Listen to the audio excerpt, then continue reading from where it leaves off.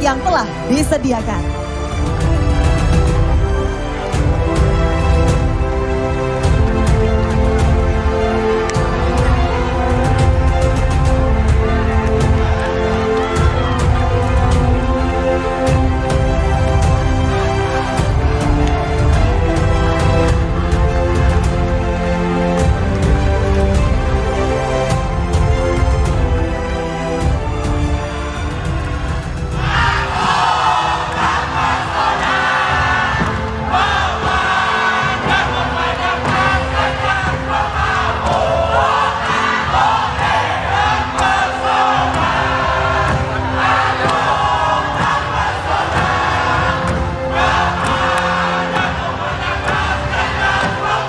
Nasional. Dr. Kusnanto Anggoro, pakar keamanan Universitas Pertahanan. Laksamana TNI Purnawirawan Profesor Dr. Marsetio Kasal 2012-2014 dan Ketua Dewan Guru Besar Universitas Pertahanan. Philips J. Vermonte PhD, Dekan Fakultas Ilmu Sosial Universitas Islam Internasional Indonesia dan Senior Fellow Center for Strategic and International Studies atau CSIS. Profesor Dr. Erwidia Setiabudi Sumbadinata, SIP, SSI, MT, MSI, Han, Guru Besar Bidang Keamanan Global dan Dekan FISIP Universitas Padjadjaran. Baik. Selanjutnya penyerahan secara simbolis pertanyaan hasil rumusan para panelis oleh koordinator panelis kepada Ketua Komisi Pemilihan Umum.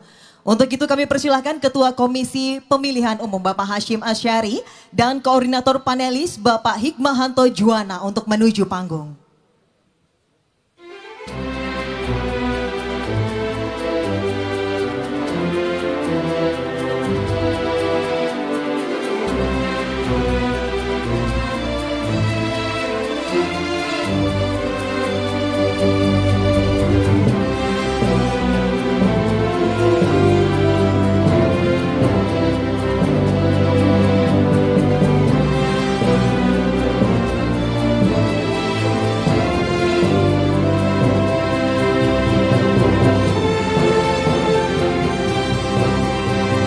Kami persilakan Bapak Hashim Asyari dan Bapak Hikmahanto Juwana kembali ke tempat.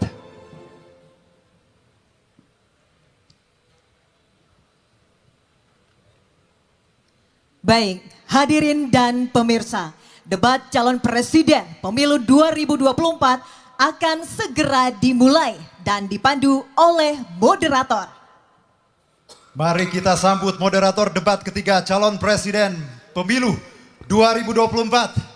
Anissa Dasuki dan Aryo Ardi. Terima kasih Herjuno Saputro dan Deswita Bionda. Selamat malam hadirin dan pemirsa. Ya, selamat malam Anissa. Selamat malam Aryo.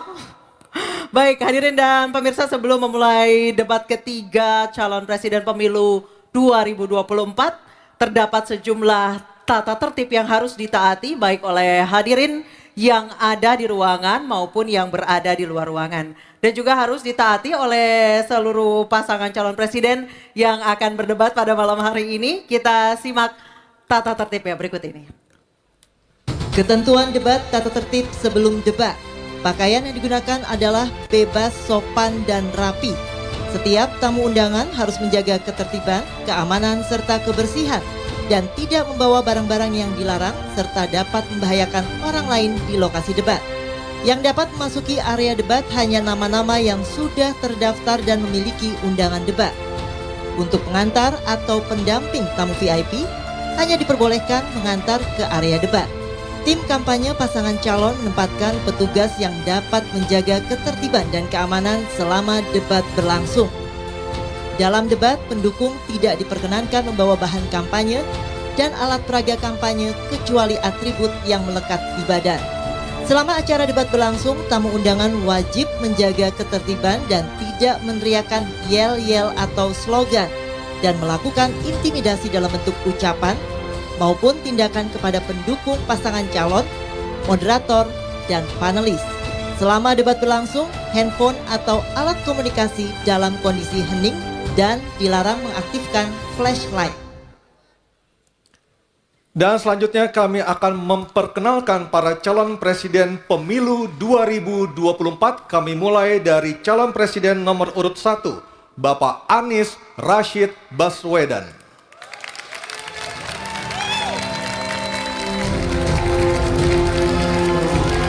Calon presiden nomor urut 2 Bapak Prabowo Subianto. Calon presiden nomor urut 3, Bapak Ganjar Pranowo.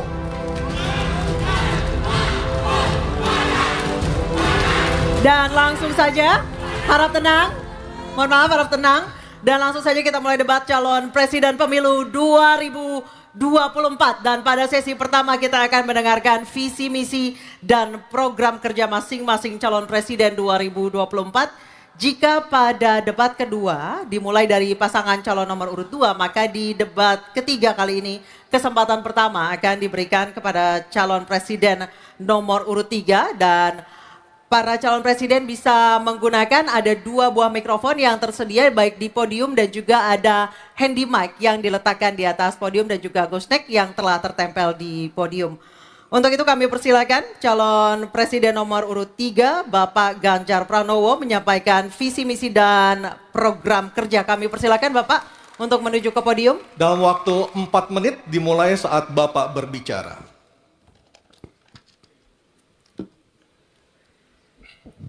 Terima kasih.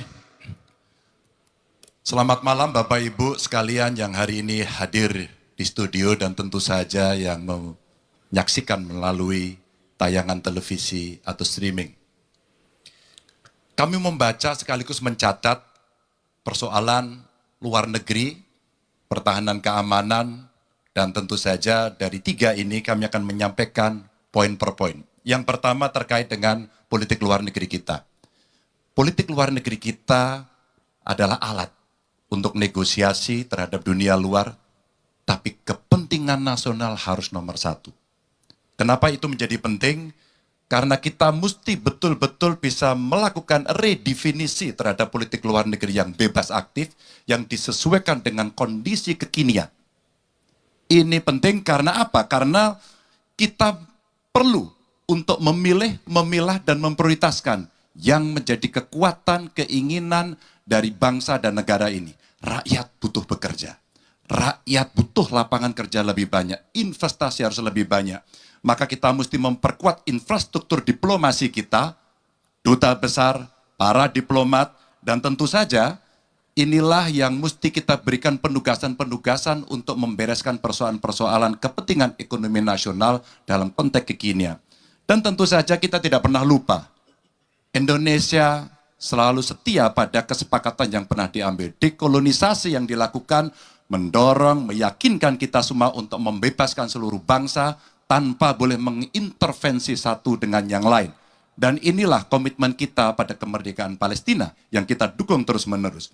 Maka kalaulah kemudian itu kita kerjakan, beberapa problem krisis iklim barangkali akan kita selesaikan dengan membawa pola-pola diplomasi sesuai dengan kekinian yang diperlukan.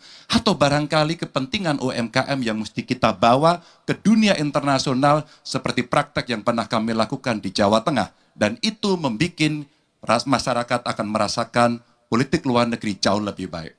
Pertahanan, sistem pertahanan rakyat semesta mesti kita dorong, kita lapisi dengan pertahanan yang betul-betul berlapis dan kita jadikan benteng pertahanan Nusantara sebagai sebuah satu kesatuan. Dan kita perlu melakukan penataan gelar pasukan karena IKN menjadi pusat gravitasi baru. Dan ini bagian dari antisipasi terhadap tarung global antara Amerika Serikat dan Tiongkok. Untuk itulah pertahanan kita mesti masuk pada wilayah 5.0 dengan teknologi sakti, dengan rudal hipersonik, senjata cyber, sensor kuantum, dan sistem senjata otonom. Dan itu bisa dilakukan kalau anggaran dari Kemenhan itu 1-2% dari PDB. Sehingga MEF kita akan bisa tercapai. Karena ini yang mengerikan, di 2024 saya khawatir ini tidak akan tercapai. Untuk keamanan, terorisme, narkoba, pinjaman online, judi online, kekerasan seksual, ini perlu mendapatkan perhatian termasuk TPPU. Maka reformasi kepolisian betul-betul harus mengantisipasi ini dengan penguatan cyber system kita, termasuk pengembangan SDM cyber yang kuat. Polisi yang menjadi pengabdi masyarakat betul-betul akan bisa mengayomi. Seperti kemudian pada saat saya bertemu dengan Ibu Mary Hugeng. Bagaimana Ibu Mary menceritakan bahwa polisi kita mengayomi dengan kesungguhan. Polisi kita hidup dengan sangat sederhana dan mereka punya integritas yang tinggi. Sebagai anak polisi, saya paham betul ini sesuatu yang sulit dan pasti akan bisa kita lakukan. Dan tentu saja inilah capaian-capaian yang akan kita lakukan oleh Ganjar Mahfud. Bismillah, insya Allah kami siap. Baik, terima kasih Bapak Ganjar Pranowo. Kami persilakan kembali ke tempat Pak Ganjar. Kami persilakan kepada Bapak Anies Rashid Baswedan untuk menuju podium menyampaikan visi, misi, dan program kerja dengan waktu 4 menit.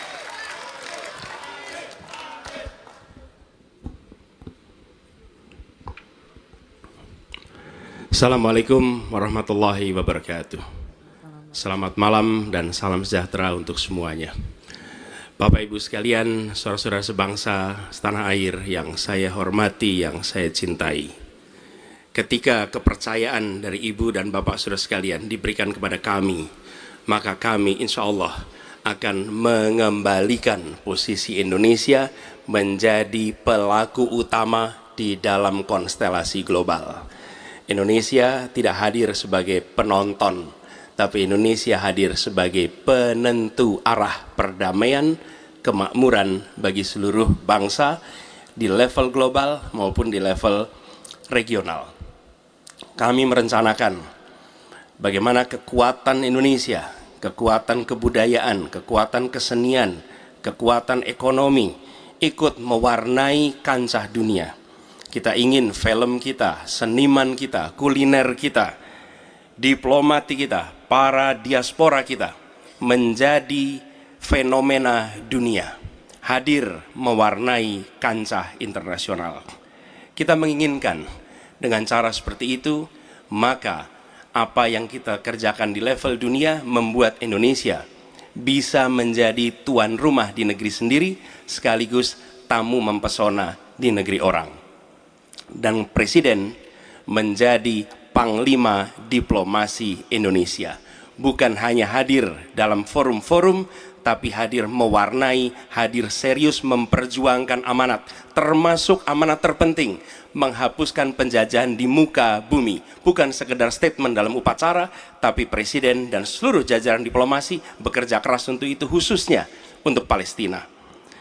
Tapi dalam kenyataannya, kita bicara tentang pertahanan di sisi lain. Kita menghadapi tantangan yang tidak kecil. Dalam beberapa tahun terakhir ini, lebih dari 160.000 orang meninggal, bukan karena serangan militer, tapi karena serangan virus. HP kita, komputer kita, diserang oleh cyber attack. Lebih dari 800 juta cyber attack. Perdagangan manusia, perdagangan anak. Bagaimana perempuan, anak-anak menjadi korban, lebih dari 3.000 orang. Dan narkoba menyerbu Indonesia. 4,8 juta orang terpapar narkoba. Keluarga-keluarga kita menderita karena narkoba ini. Dan itu pedih sekali. Itu tingkat keluarga. Pencurian ikan, pencurian pasir, itu menandakan bahwa kita kebobolan. Dan lebih jauh lagi, ironisnya, Kementerian Pertahanan menjadi kementerian yang dibobol oleh hacker di 2023. Sebuah ironi. Karena itu kita ingin mengembalikan. Dan 700 triliun anggaran Kementerian Pertahanan tidak bisa mempertahankan itu, justru digunakan untuk membeli alat-alat alutsista yang bekas. Di saat tentara kita lebih dari separuh tidak memiliki rumah dinas. Sementara menterinya punya, menurut Pak Jokowi, punya lebih dari 340 hektar tanah di Republik ini. Ini harus diubah. Tambah lagi, food estate singkong yang menguntungkan kroni, merusak lingkungan, dan tidak menghasilkan. Ini harus diubah. Kami akan memulai dengan kepemimpinan yang menjunjung tinggi etika, kepemimpinan yang mengandalkan data, informasi, kapasitas yang serius. Kita ingin Republik ini berperan di level global, dijaga secara serius untuk rumah tangga, untuk nasional, sehingga kewibawaan kita adalah kewibawaan berdasarkan kekuatan. Untuk itu kita butuh perubahan. Terima kasih. Assalamualaikum warahmatullahi wabarakatuh. Baik, terima kasih Bapak Anies Baswedan, dipersilakan kembali ke tempat. Harap tenang. Harap tenang, Kita sudah hadirin, harap tenang dulu. Baik, selanjutnya Harap tenang. kami persilakan kepada calon presiden nomor 2 Bapak Prabowo Subianto untuk menuju podium menyampaikan visi misi dan program kerja. Harap tenang, ada waktunya. Harap tenang. Waktu Anda 4 menit dimulai ketika Bapak berbicara, silakan. Bismillahirrahmanirrahim. Assalamualaikum warahmatullahi wabarakatuh. Salam sejahtera kita sekalian. Shalom, Om Swastiastu, Namo Buddhaya, salam kebajikan. Bapak-bapak, ibu-ibu sekalian yang saya hormati. Malam ini kita membicara tema-tema yang sangat penting. Pertahanan, hubungan internasional, geopolitik, globalisasi, keamanan. Dengan demikian, kita kembali kepada dasar kita, tujuan nasional yang tercantum dalam Undang-Undang Dasar kita, dalam pembukaan Undang-Undang Dasar 1945, tercantum sangat tegas bahwa tujuan nasional kita yang pertama adalah melindungi segenap bangsa Indonesia dan seluruh tumpah darah Indonesia. Jadi, fungsi dari negara yang pertama adalah melindungi. Berarti pertahanan. Saudara-saudara, kita memahami negara kita sangat besar, sangat kaya. Ratusan tahun negara-negara dari jauh datang ke Nusantara ini untuk intervensi, untuk mengganggu, untuk adu domba, dan untuk mencuri kekayaan kita. Sampai kita merdeka, kita pun harus berhadapan dengan kekayaan alam kita diambil dengan murah.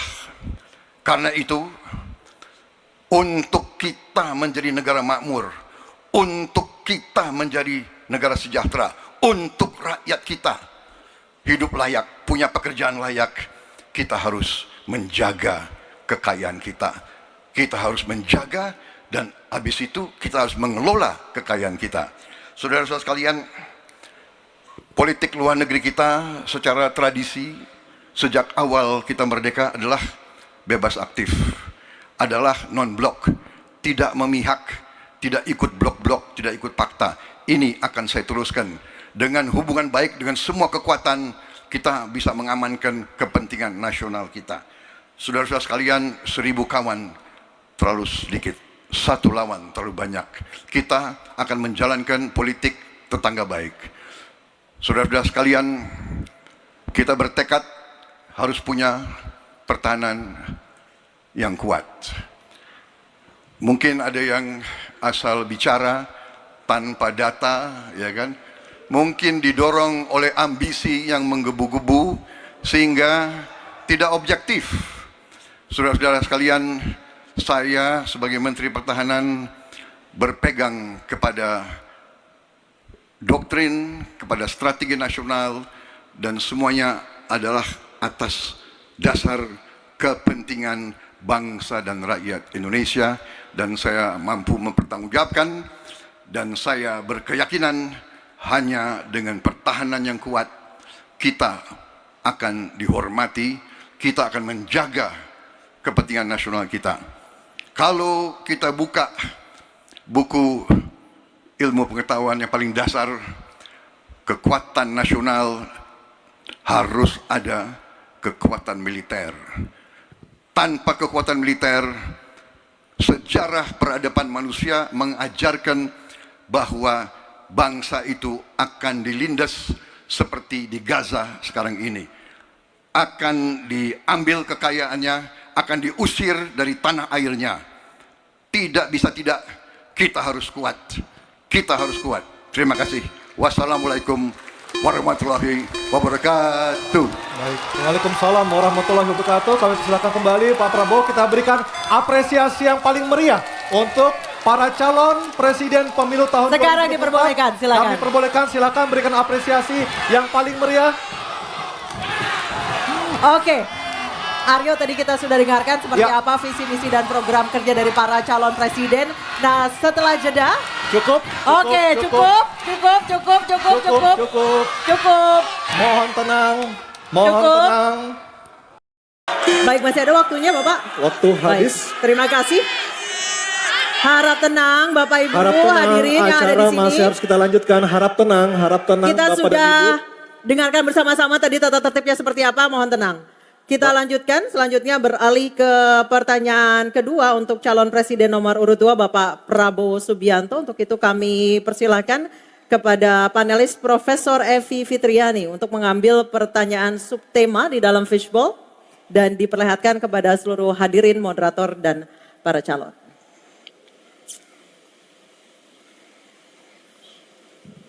Tema apa yang diambil oleh Ibu Evi? Kita lihat bersama-sama. Hubungan internasional. Baik, saya akan mengundang Ketua Panelis Profesor Hikmahanto Juwana untuk mengambil undian daftar pertanyaan dari fishbowl di sebelah kiri saya. Silakan Profesor Hik. A, B, atau C? Subtemanya hubungan internasional. C. Hubungan internasional C. Oke. Baik, kita Ambil. akan lihat hubungan internasional C. Ya, Baik, silakan terima kasih. Anissa. Masih tersegel. Masih tersegel dengan rapi. Bapak Ibu bisa melihat masih tersegel dengan rapi. Kita akan buka amplop pertanyaan sesuai dengan undian. Kami ingatkan kembali para calon presiden untuk mendengarkan dengan seksama karena pertanyaan tidak akan kami ulang. Pertanyaan untuk calon presiden nomor urut 2 Bapak Prabowo Subianto. Sebagai inisiator Dasar-Sila Bandung 1955, Indonesia menginspirasi dunia dalam membangun kerjasama selatan-selatan. Pertanyaannya, apa strategi paslon untuk menyusun peta jalan yang lebih konkret dalam memperkuat kerjasama tersebut? Waktu Silakan. menjawab 2 menit Pak Prabowo, kami persilahkan. Baik, dalam hubungan internasional yang utama bagi Indonesia harus tentunya kepentingan geopolitik kita dan kepentingan ekonomi kita. Karena itu yang utama adalah kita harus memperkuat ekonomi dalam negeri Indonesia. Kita harus menjaga kekayaan kita, kita harus mengelola kekayaan kita harus hilirisasi supaya nilai tambah berpuluh-puluh kali naik. Kita kumpulkan kekuatan aset-aset dan keuangan kita sejahterakan rakyat kita, baru kita akan disegani, kita akan didengar oleh semua negara, terutama negara-negara selatan. Kita sekarang pun sudah jadi panutan bagi banyak negara di Afrika. Begitu banyak negara di Afrika sekarang melihat ke kita, datang ke kita, minta belajar dari kita, karena kita dianggap negara selatan yang cukup berhasil. Inflasi rendah, pertumbuhan masih ada, neraca perdagangan kita bagus, surplus perdagangan mungkin 5 tahun berturut-turut, kita sekarang jadi panutan. Jadi leadership kita di dunia, di hubungan internasional akan tercermin dan terimpak oleh keberhasilan kita mengelola kekayaan kita, menghilangkan kemiskinan di negara kita, rakyat kita, meraih teknologi, menjadi negara industri. Itu yang akan membuat kita memimpin dunia selatan. Terima kasih. Baik, terima kasih Pak Prabowo. Hadirin mohon tenang, kami persilakan kepada Pak Ganjar untuk menanggapi jawaban dari Pak Prabowo dalam waktu 1 menit dimulai saat Bapak berbicara. Kami persilakan Pak Ganjar. Selatan-selatan kita punya potensi yang hebat. Kita punya sumber daya alam yang sangat bagus. Kalaulah kita mau konsentrasi saja untuk bisa menuntaskan kekuatan yang berbasis pada sumber daya alam, ambil satu saja, teknologi baterai. Maka kalaulah kemudian kita akan bekerja sama dengan selatan-selatan, nikel kita miliki. Tapi boksit, ya, kita bisa share dengan beberapa negara yang lain. Ada juga litium umpama dengan Argentina.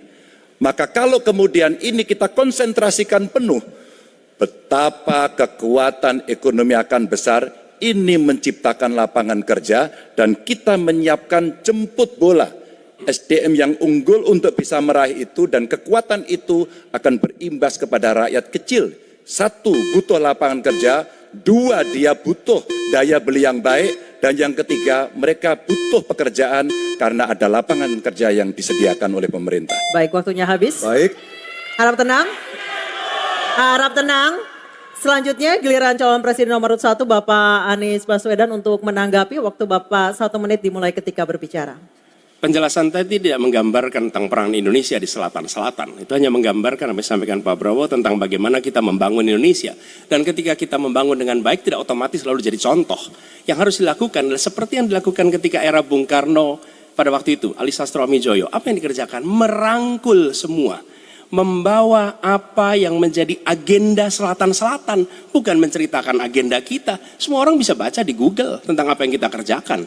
Tapi kalau kita menjangkau pemimpin-pemimpin selatan-selatan dan presiden menjadi panglima diplomasi, bukan sekedar hadir di forum-forum menjadi salah satu penonton, salah satu hadirin, tapi datang ke sana membawa ini agenda selatan-selatan. Apa misalnya? Kita berhadapan dengan climate crisis, yang biaya untuk menghadapi climate crisis itu tinggi sekali. Dan ketika kita bicara dengan selatan-selatan, yuk kita bicara dengan utara. Bagaimana membiayai climate crisis sebagai satu kesatuan. Indonesia jadi pemimpin selatan-selatan. Baik. Baik, tenang. Hadirin kita harap tenang. Kembali kami berikan kesempatan kepada Bapak Prabowo untuk menyampaikan tanggapannya atas jawaban dari 2 capres sebelumnya. Kami persilakan Pak dalam waktu 1 menit.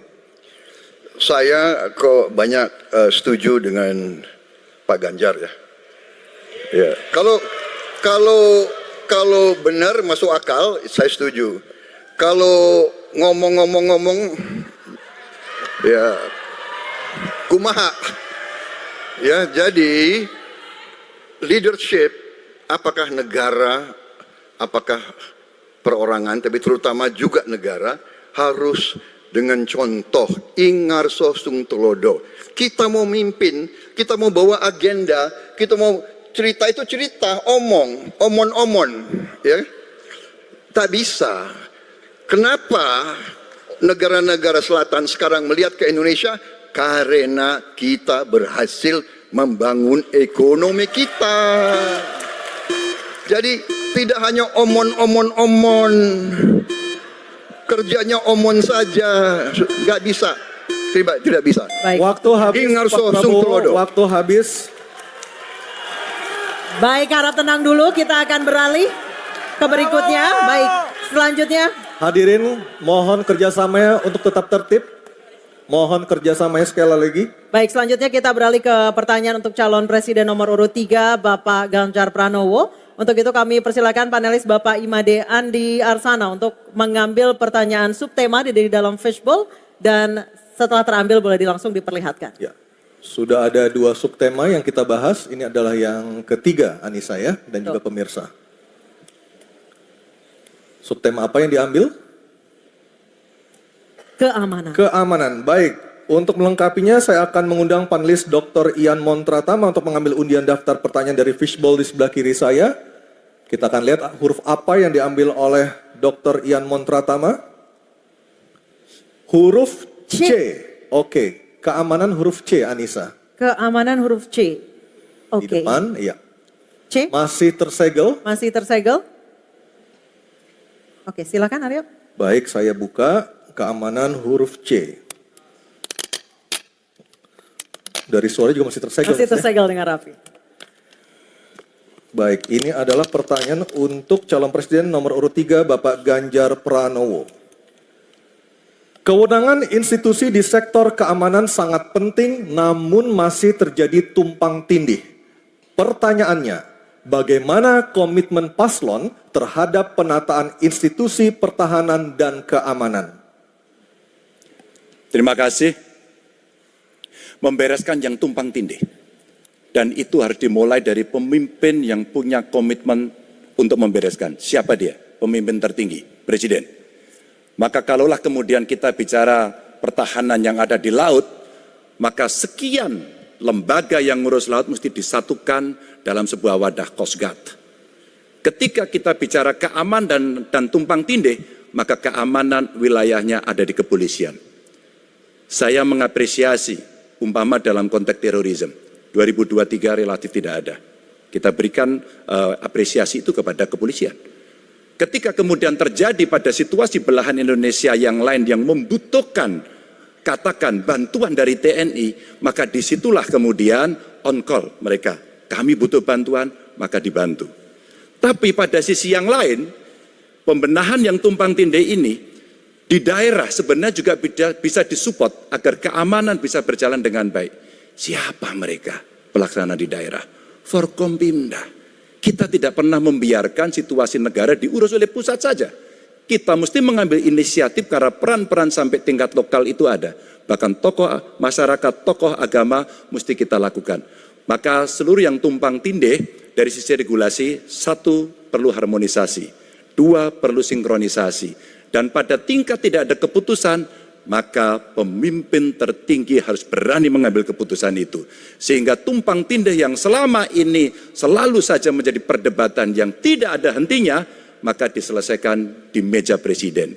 Dan itu saya kira sikap yang paling jelas untuk membereskan persoalan ini. Apapun dalam konteks eksekutif, maka pemimpin tertinggilah yang harus mengambil keputusan.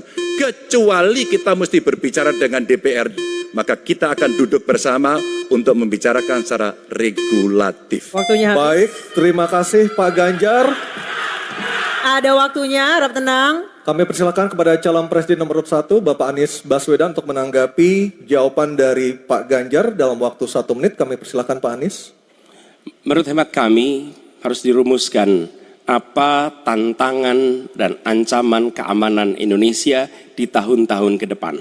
Dengan itu dirumuskan, maka kita tahu apa ancamannya. Lalu dari situ kemudian kita lihat bagaimana badan-badan yang selama ini ada diatur untuk merespon atas tantangan itu. Kalau kita hanya menata ulang tanpa memikirkan apa ancaman barunya, maka kita tidak lebih dari sekedar menyelesaikan urusan organisasi. Yang sesungguhnya dibutuhkan adalah bagaimana organisasi itu diatur untuk merespon tantangan. Jadi nomor 1, rumuskan itu. Kemudian yang kedua, yang tidak kalah penting, libatkan semua unsur yang terbiasa di dalam menyusun ancaman tantangan organisasi. Sehingga kemudian penataan organisasi badan-badan bukan semata-mata karena selera pemimpin, tapi karena merespon atas ancaman itu. Dengan begitu, penataannya akan sesuai kebutuhan. Terima kasih. Waktu 1 menit sudah habis. Baik, terima kasih. Selanjutnya giliran calon presiden nomor urut 2, Bapak Prabowo Subianto. Hadirin kami harap tenang terlebih dahulu. Ada waktunya untuk menanggapi jawaban dari Capres nomor urut 3. Waktu Bapak 1 menit dimulai ketika berbicara. Baik ya, sekali lagi saya harus mengatakan, saya kok banyak sependapat dengan Pak Ganjar. Jadi benar tumpang tindih harus diselesaikan oleh pimpinan tertinggi dan itu saya kira bisa ya. Tapi benar saya juga harus mengatakan kita harus apresiasi prestasi TNI dan prestasi Polri dalam menjaga pertahanan keamanan, dalam mengatasi berbagai peristiwa-peristiwa yang pelik. Harus kita akui, menghadapi terorisme, bom Bali, Peloso, dan sebagainya. Untuk itu, saya kira kalau saya dapat mandat, saya akan perbaiki kualitas hidup TNI, kualitas hidup Polri, memimpin supaya TNI dan Polri menjadi yang terbaik yang bisa kita bangun. Dengan keunggulan TNI dan Polri, Polri langsung di bawah Presiden, kita akan berbuat terbaik untuk rakyat kita. Terima kasih. Selanjutnya kita kembali ke calon presiden nomor urut 3, Bapak Ganjar Pranowo untuk merespon tanggapan dari kedua capres tadi. Waktu Anda 1 menit dimulai ketika berbicara, silakan. Ketika overlap kelembagaan ditanyakan kepada saya, maka saya sudah pelajari apa yang ada. Data, kondisi sosiologis, konflik antar kelembagaan, itu bukan tiba-tiba turun dari langit.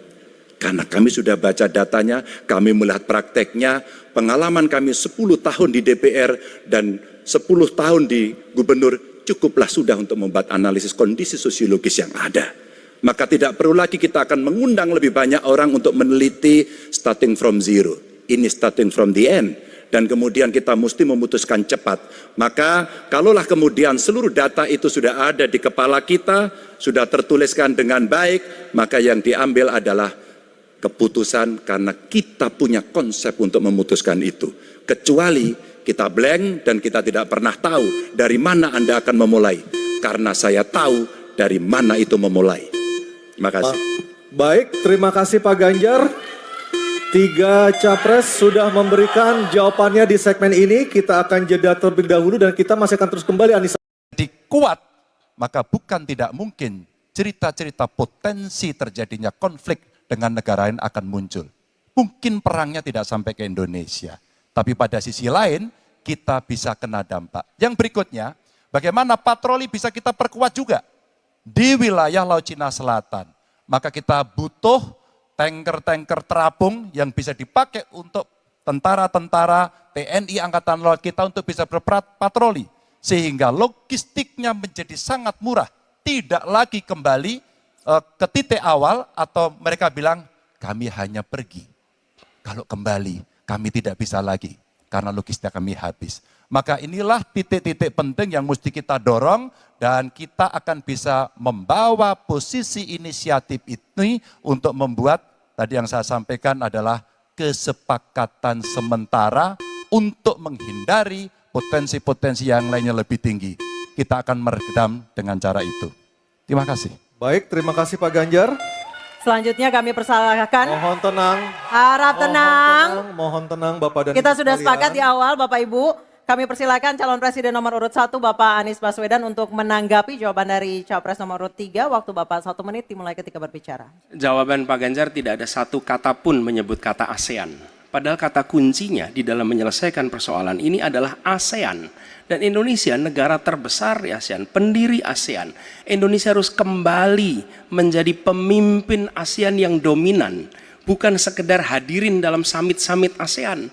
Kita menjangkau semua dan negara-negara ASEAN yang sekarang ini menjadi pintu masuk bagi kekuatan Tiongkok misalnya di Laut Cina Selatan.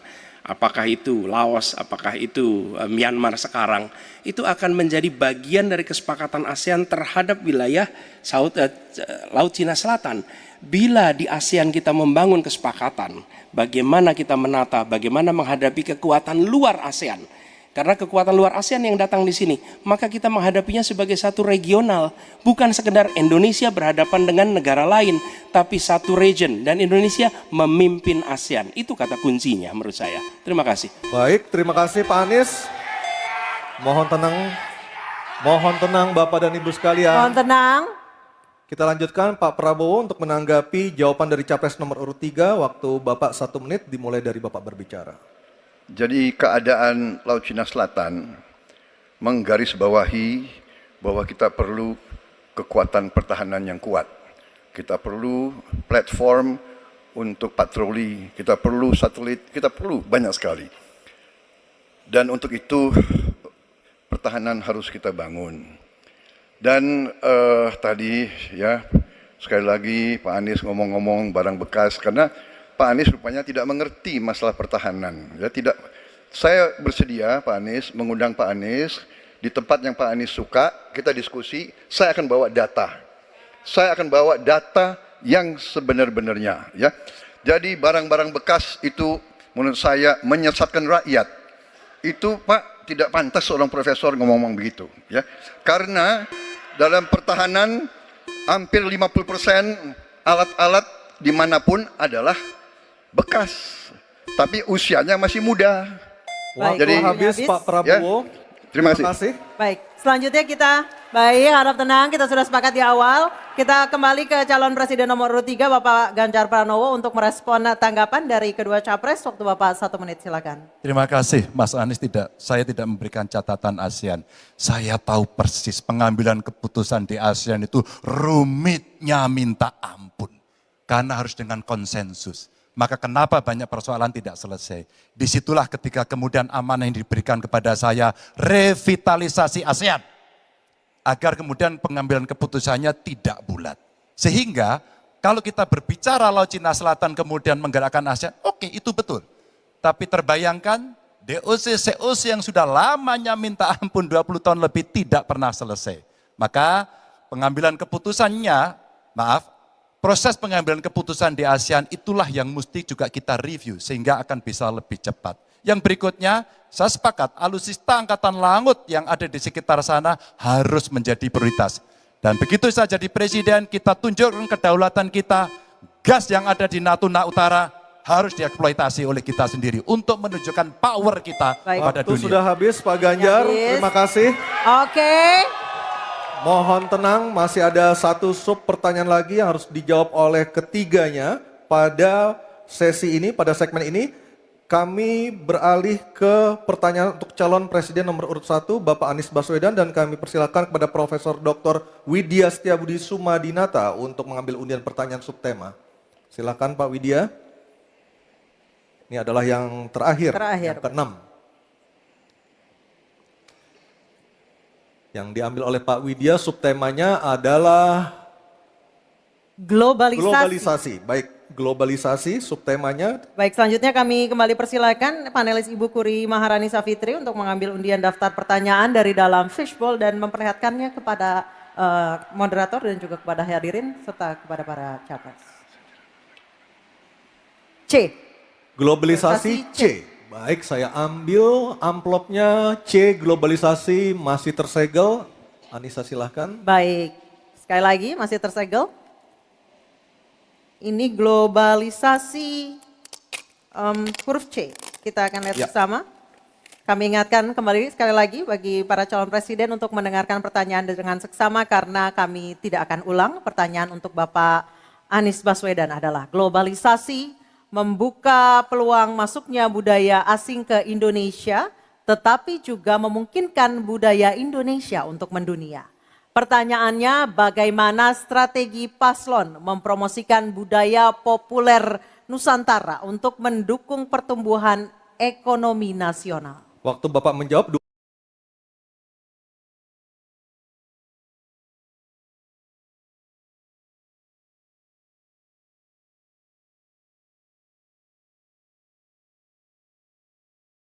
bahkan Ya. Negara harus mengalokasikan sumber daya yang cukup di bidang kebudayaan, bukan dipandang sebagai biaya tapi dipandang sebagai investasi. Dengan begitu, maka karya-karya kita dari mulai kuliner, karya seni seperti film itu menjadi tumbuh berkembang dan kemudian bisa dibawa ke level global. Dan kita berencana di dalam diplomasi ini melibatkan semua, diaspora dilibatkan, mahasiswa dilibatkan, mereka yang berada di luar diajak menjadi bagian dari diplomasi. Kemudian yang tidak kalah penting, kita ingin membangun rumah kebudayaan Indonesia di tiap-tiap region di seluruh dunia. Sehingga di tiap-tiap region kita akan memiliki satu tempat di mana Indonesia menunjukkan karya budayanya, di mana kita menjual kepada mereka bukan sekedar komoditas perekonomian, tapi juga kita menawarkan kepada mereka nilai karya budaya Indonesia. Kemudian kuliner, kita merencanakan untuk membantu mendorong tumbuhnya restoran-restoran, kafe-kafe Indonesia di berbagai kota besar di seluruh dunia. Sebagaimana sekarang di Jakarta kita menyaksikan banyak sekali restoran asing di sini. Kita harus memiliki rumah kuliner Indonesia di berbagai tempat. Dan itu siapa? Negara yang ada di belakangnya. Negara yang fasilitasi. Dengan begitu maka swasta yang terlibat akan bisa mengelola ini, tapi awalnya investasi dari negara. Dan lalu disiapkan kredit yang memungkinkan bagi usaha kecil, mikro untuk menjadi bagian dari diplomasi kebudayaan Indonesia. Kemudahan di dalam permodalan, kemudahan di dalam mengakses pasar internasional, itu semua dilakukan supaya seluruh jajaran bisa terlibat di dalam kampanye diplomasi kebudayaan Indonesia. Terima kasih. baik, terima kasih Pak Anies. Baik, selanjutnya calon presiden nomor urut 2. Harap tenang. Mohon tenang, Bapak dan Ibu, mohon tenang. Calon presiden nomor urut 2, Bapak Prabowo Subianto untuk menanggapi jawaban dari capres nomor urut 1. Waktu Bapak 1 menit, silakan. Saya kira yang disampaikan Pak Anies masuk akal ya, walaupun memang itu bersifat normatif ya.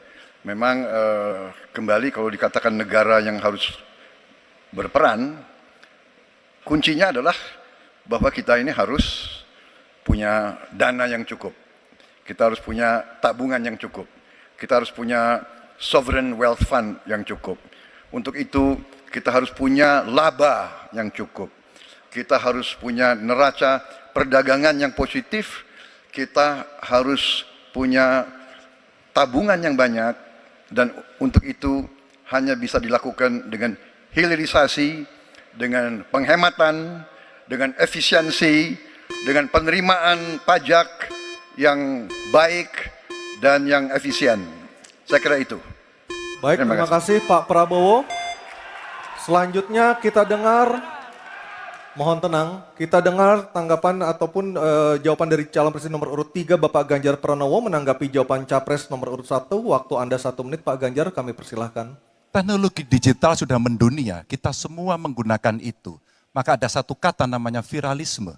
Maka ketika kemudian ada yang konvensional, kita mendorong agar para duta besar kita, diplomat kita untuk menjadi tenaga pemasar, mereka menjadi fasilitator, mereka juga kemudian mempromosikan yang ada di dalam negeri maupun menarik yang potensi di luar negeri ke dalam negeri dengan berbagai kerjasama dan fasilitasi dari negara, maka viralisme sebenarnya bagian yang bisa kita dorong dari tanah air sendiri.